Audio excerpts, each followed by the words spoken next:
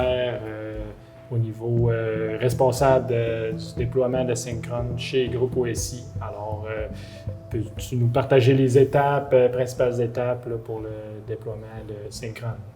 Bien sûr. Fait que chez nous, on a commencé par faire un scope pour bien définir les objectifs et les limites du projet.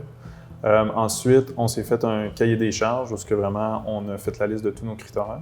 C'est Synchrone qui a été sélectionné parce que justement, c'était le logiciel qu'on a évalué sur le marché qui remplissait le mieux tous nos objectifs, nos attentes, nos critères. Ensuite, on a fait une preuve de concept avec l'aide de l'équipe de Synchrone, justement pour se prouver que l'intégration allait fonctionner avec nos systèmes ici à l'interne. Puis une fois que ce test-là a été complété, on a commencé l'intégration. Puis éventuellement, on a déployé sur le plancher.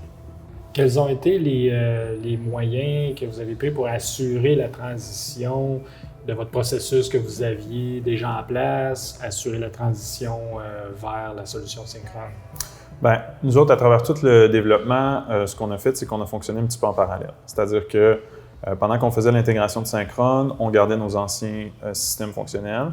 Puis même à partir du moment que Synchrone était fonctionnel, on s'est gardé un backup, puis on a continué à perfectionner la planification de Synchrone, perfectionner les données qu'on donnait à Synchrone, jusqu'à temps qu'on ait une planification qui soit fiable et précise. Puis là, on a commencé vraiment à faire le switch. Fait au travers de tout ça, ça a été vraiment progressif.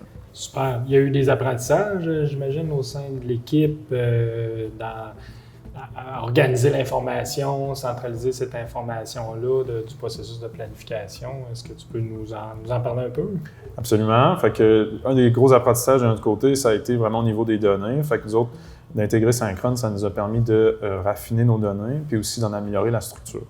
Fait que de comprendre un peu ce qui était nécessaire à faire une bonne planification précise. Ça nous a permis, dans certains cas, de voir qu'on avait des lacunes au niveau de nos données. On a amélioré les choses de ce côté-là.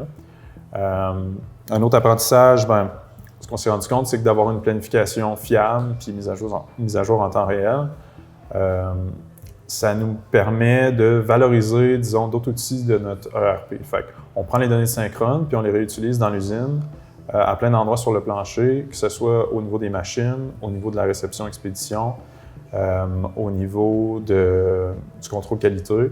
On s'en sert. Puis aussi, dans les bureaux, on utilise les données Synchrone pour populer nos outils d'analyse puis nos outils d'aide à la décision.